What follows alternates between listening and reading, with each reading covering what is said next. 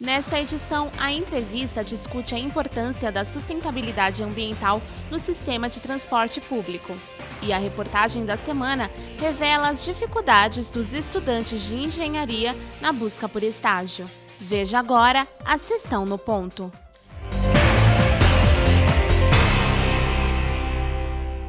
O debate em torno da exigência de contratação de produtos fabricados no Brasil pelas empresas que participaram dos próximos leilões para exploração de petróleo e gás continua em pauta e é fundamental. Em fevereiro último, o governo mudou as regras relativas ao chamado conteúdo local, de tal forma que a indústria brasileira está praticamente excluída do jogo. Embora essa decisão já tenha sido inclusive homologada pelo Conselho Nacional de Política Energética, o assunto é objeto atualmente de consulta disponível no site da Agência Nacional de Petróleo. Também haverá audiência pública para debater a questão.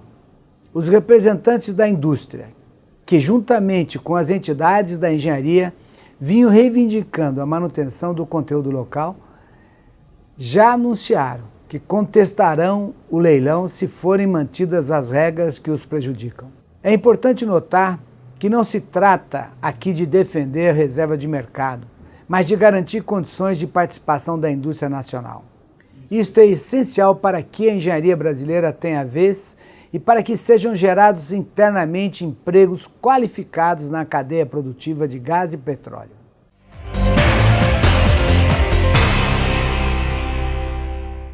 Prezadíssimo telespectador, estamos na entrevista do Jornal do Engenheiro na TV, que é uma realização do CESP, Sindicato dos Engenheiros no Estado de São Paulo.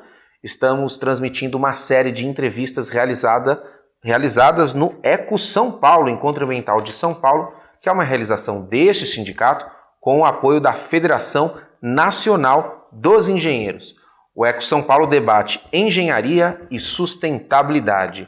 E neste programa vamos trazer mais um palestrante desta 8ª edição do Eco São Paulo e o tema foi o transporte público e as condições sustentáveis deste instrumento importantíssimo em toda a nossa cidade de São Paulo e, claro, em todas as cidades. A mobilidade urbana é muito importante, por isso eu recebo Francisco Cristóvão, que é presidente do Sindicato das Empresas de Transporte Coletivo Urbano de Passageiros de São Paulo, o SP Urbanos. Cristóvão, prazer recebê-lo aqui, viu? Uma honra, muito obrigado pelo convite. O Cristóvão está debutando no Eco São Paulo e veio trazer um tema importantíssimo, que é a sustentabilidade ambiental no sistema de transporte por ônibus.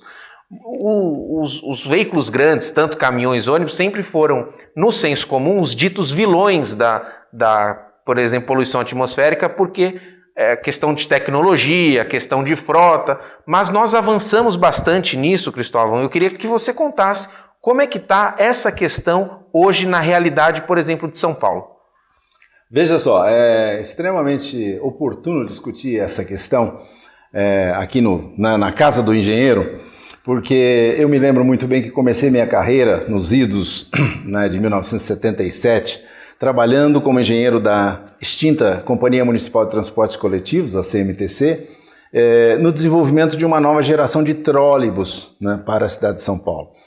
E muito interessante é que uma das razões que fizeram com que essa questão viesse à tona, fosse discutida, debatida, na cidade, era já a questão ambiental. E naquela época, me lembro, a gente quase que existia só a questão da tração elétrica, da energia elétrica e do diesel para o transporte coletivo. Não se falava em questões nem do álcool, nem do gás, nem de utilização de outros combustíveis que nós temos hoje disponíveis aí como tecnologia. Mas as coisas avançam e a modernidade chega. Hoje nós dispomos de uma gama relativamente grande de possibilidades. Todas elas têm as suas características, os seus problemas, o seu custo. Então, para nós, que fazemos rodar em São Paulo 15 mil ônibus todo dia para deslocar 6 milhões de pessoas, é uma responsabilidade muito grande. Tá certo que quando a gente analisa né, a composição, a tipologia da frota registrada na cidade de São Paulo, que hoje já atinge cerca de 8,4 milhões de veículos registrados em São Paulo, 6 milhões são automóveis, né? E nós ficamos com 45 mil ônibus, dos quais 15 mil são veículos, né, utilizados no transporte coletivo. Então, nós estamos na primeira casa depois da vírgula. Mas, de qualquer maneira, como são veículos que têm um funcionamento, né, quase que de 24 horas, algumas linhas sim de 24 horas, mas a maioria são 18, 20 horas de funcionamento, eles provocam uma poluição muito grande. Então, nós, obviamente, estamos participando de todas as discussões, seja no campo da tecnologia, no campo da economia, em discussão com o poder público para ver qual a melhor solução que nós temos. Uma coisa que não pode ser relegada a segundo plano é o problema econômico. É o problema econômico. A gente sabe que as tecnologias estão disponíveis, né? Hoje já existe um certo domínio, né, de todas elas, e os técnicos são capazes de ver que esta emite um pouco menos de material particulado, mas o NOx é um pouco maior e assim por diante. Então nós temos os dados aí todos para lidar com eles e tomar as decisões mais acertadas. Mas no fundo, o que leva à decisão final é a questão econômica, né? Particularmente aqui em São Paulo, eu não sei quantas pessoas sabem disso, mas o sistema de transporte por ônibus não vive da tarifa que arrecada. Toda a tarifa que é paga, né, pela população, ela vai para uma conta do poder público, administrado pela SP Trans, que depois remunera as empresas pelo serviço prestado com base numa planilha de custo.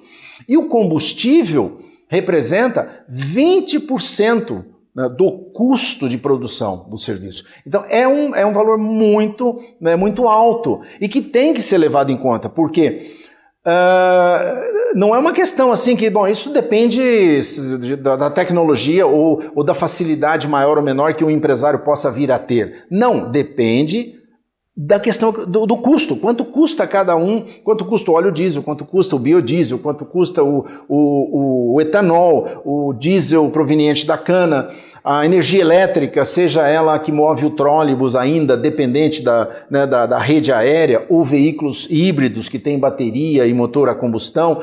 Enfim, há uma gama de possibilidades e todas elas sempre terminam, certo, lá no chamado denominador comum, que é o custo da produção do serviço. E isso é que as autoridades têm que levar em conta, o custo direto e o custo indireto, né? Quando você deixa de poluir a cidade, você tem um ganho enorme, né, do aspecto da saúde pública, certo, e de outros fatores que sim devem ser cotejados, mas alguém tem sempre que pagar a conta, né? Perfeito.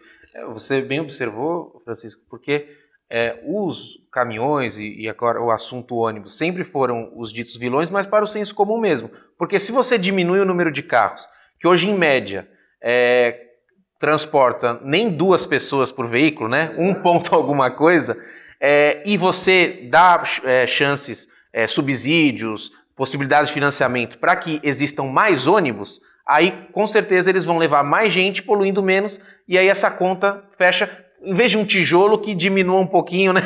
Para seja meio tijolo, algo assim. Mas eu vou te dizer uma coisa, olha, não é nem, né, a questão de nós compararmos quantidades, é a questão que eu defendo e a gente tem debatido isso em vários fóruns, que é a questão do espaço urbano.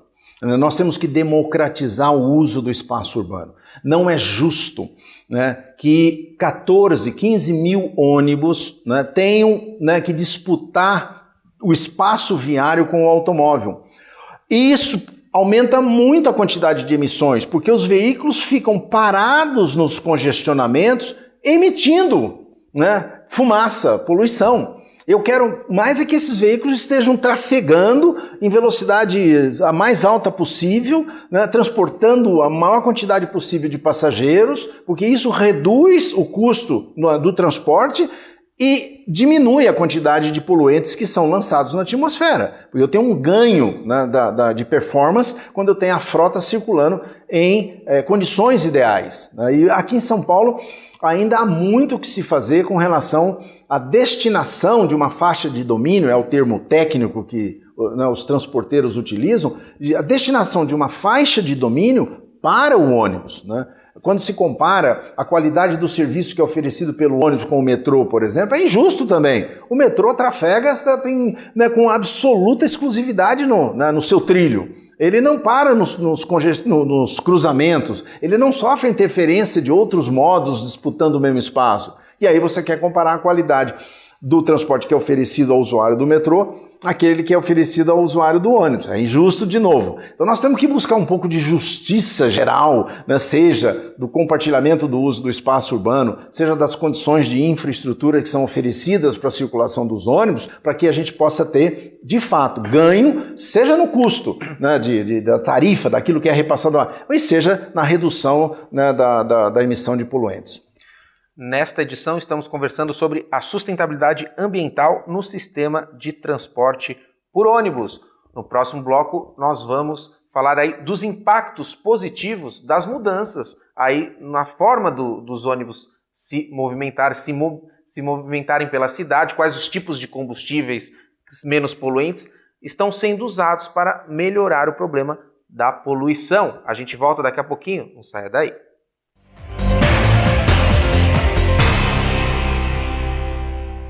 Sua ART pode beneficiar o Sindicato dos Engenheiros. Ao preencher o formulário da ART, não esqueça de anotar o código 068 no campo Entidade de Classe.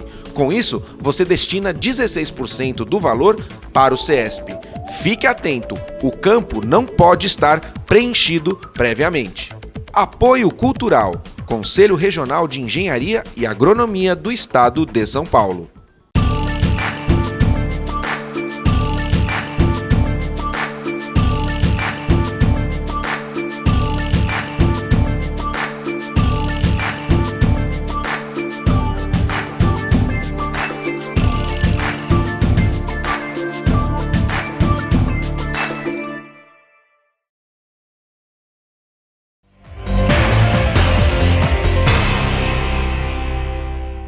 Estamos de volta à entrevista do Jornal do Engenheiro na TV, falando sobre a sustentabilidade no sistema de transporte por ônibus. Cristóvão, efetivamente, o que está sendo feito para que os ônibus poluam menos?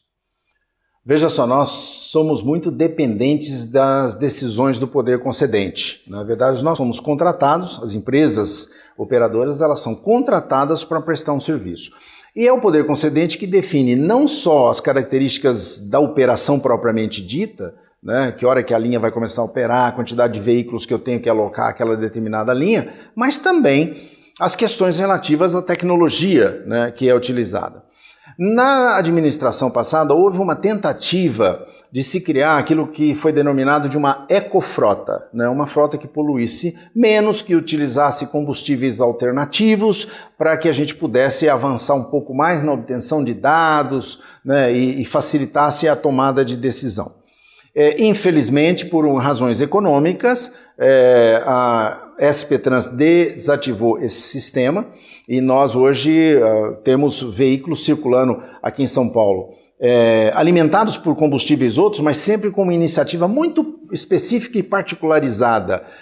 Se não me engano, a MOB está fazendo uma experiência com ônibus da Volvo, acho que é da Volvo, utilizando um biodiesel. A Santa Brígida também tem alguma experiência semelhante, mas são experiências ou iniciativas pontuais. Tá. Né? O trólebus, que já ocupou um espaço muito maior na composição da frota, né, que opera o transporte público na cidade de São Paulo, hoje está reduzido a praticamente 200 veículos, sem dúvida, né, aquele sistema que oferece a melhor qualidade, né, de serviço quando se trata de poluição, porque ele, né, não polui, né, ele é um veículo que não polui na questão de emissão de poluentes, mas do ponto de vista da poluição sonora, né, ele também tem vantagens muito grandes.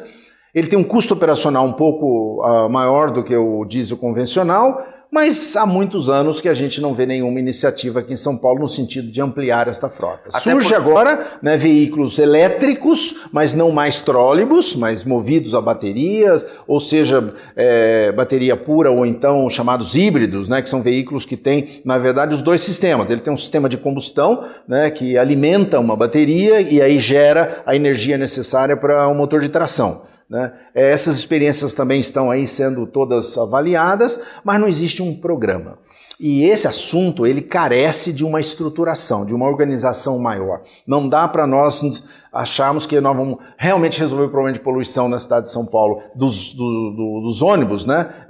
Com iniciativas pontuais. Tem que haver um programa que defina, né, qual as metas a serem atingidas ao longo do tempo. Então, no ano que vem nós vamos reduzir em 5%, 10%, e essa vai ser a média a cada ano, de tal maneira que daqui a 10 anos, daqui a 12 anos, nós tenhamos a cidade, né, com o transporte coletivo por ônibus funcionando, mas com baixíssimo nível de emissão. Cristóvão, qual que é a estratégia, a opinião institucional do SP Urbanos de como esse programa deveria existir? Deveria ser partir do poder público, com certeza, chamando a iniciativa privada, as empresas participantes, a sociedade. Já existe algum programa já bolado e ele só falta ser posto em prática? Qual que seria a opinião dos sindicatos para que isso avançasse? Nós somos absolutamente favoráveis, né, a toda e qualquer iniciativa que venha contribuir à redução, né, das emissões na cidade de São Paulo. E não temos restrições a qualquer tipo de combustível. Então, se a decisão do poder público for no sentido de uma utilização, por exemplo, do diesel proveniente da cana ou do biodiesel, certo? Isso para nós, certo? Aquilo que for definido, aquilo que for demandado e exigido, nós somos capazes de atender. Temos algumas questões quando se utiliza, por exemplo, o etanol, porque aí nós teríamos que substituir os motores dos ônibus, né? Teríamos que sair do ciclo diesel e ir para o ciclo Otto, e aí tem uma questão de custo, toda uma questão de ferramental, de investimento que precisa de ser feito. Mas a substituição do diesel metropolitano pelo biodiesel ou pelo diesel proveniente da cana-de-açúcar, do ponto de vista das empresas, da operação das empresas, é indiferente. Então, somos parceiros, queremos estar participando de todas as iniciativas, mas sabemos que o responsável pela definição do plano, de um programa de médio e longo prazo, também não vale qualquer uma administração chegar e impor uma série de condições e de especificações e que não dura 2, 3 anos. Senão acontece de novo a repetição do Ecofrota, né, que começou, teve lá o seu auge e já deixou de existir. Nós não queremos isso, nós queremos, isso sim, para nós é extremamente importante, um programa de médio e longo prazo, de tal forma que os investimentos possam ser amortizados todos, as empresas possam lidar, possam fazer as encomendas, possam preparar o seu pessoal para responder às exigências e demandas do poder público. Para isso, nós estamos preparados a qualquer momento e gostaríamos de ser chamados a participar, né, dessa mudança. Você, no Eco São Paulo, esse programa está sendo gravado durante o Eco São Paulo, que ocorreu dia 27 e 28 de abril, mas você trouxe uma fala sobre esse tema. Tem algum ponto dessa fala que você abordou, você gostaria de destacar aqui? Eu vou me pegar um pouco naquilo que, desculpe a falta de modéstia, mas que eu faço muito por causa desses cabelos brancos aqui, né? Contar um pouco da história, certo? O que aconteceu.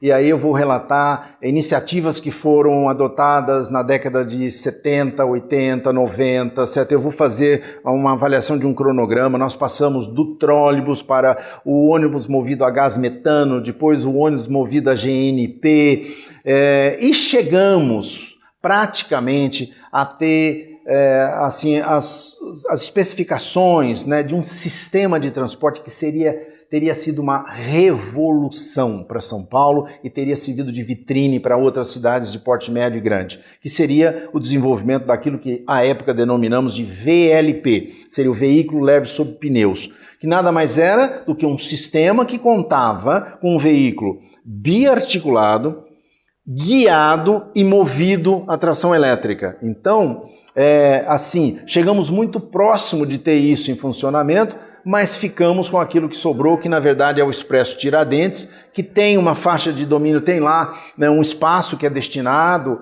né, à circulação dos veículos, mas o material rodante, que foi a atenção principal, foi onde nós mais investimos. E quando eu digo nós, eu preciso deixar claro que foram os técnicos da SP Trans que visitaram, né, experiências no mundo todo e depois consolidaram isso no projeto de um veículo. Nasceu dentro, certo, da SP Trans, com o corpo técnico da SP Trans, cuidando das especificações, dos detalhes construtivos e aí como é que seria a operação e tal.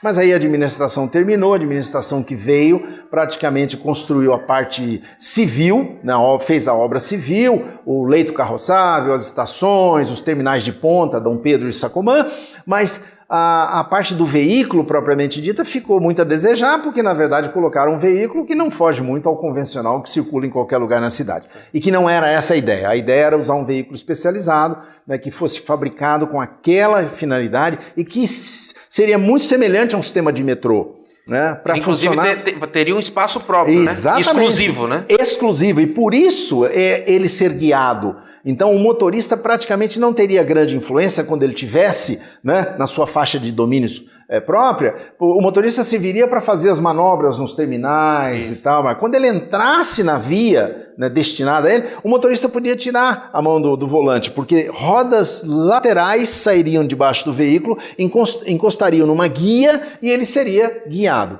Esse foi o sistema adotado à época, chamado Sistema de Guiagem OBAN. Mas hoje existem coisas muito mais modernas. Eu estou falando de uma tecnologia, de um projeto que foi concebido nos meados da década de 90, 95, 96. Quer dizer, hoje se avançou muito, você tem sistemas de guiagem muito mais sofisticados que possibilitariam isso, né? E, de novo, nós cairíamos naquela questão, né, do espaço próprio, né, da destinação de um pedaço do sistema viário exclusivamente para o transporte coletivo.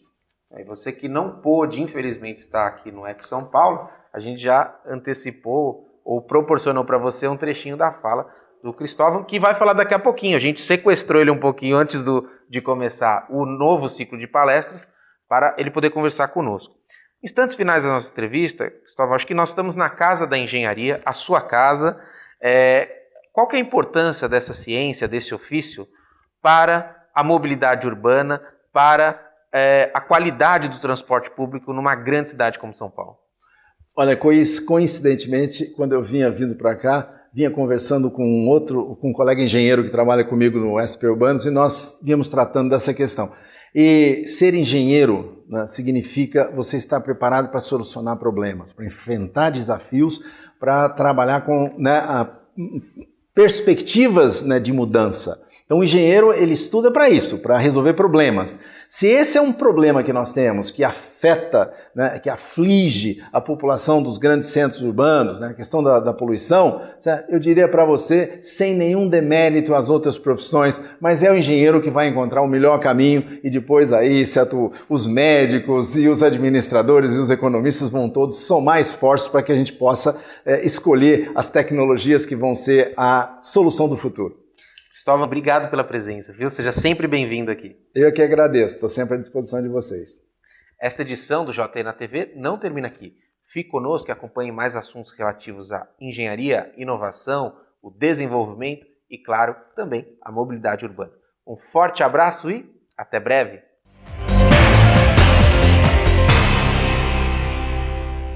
De acordo com o setor de oportunidades do Sindicato dos Engenheiros do Estado de São Paulo, houve um aumento no número de vagas de estágio na área de engenharia.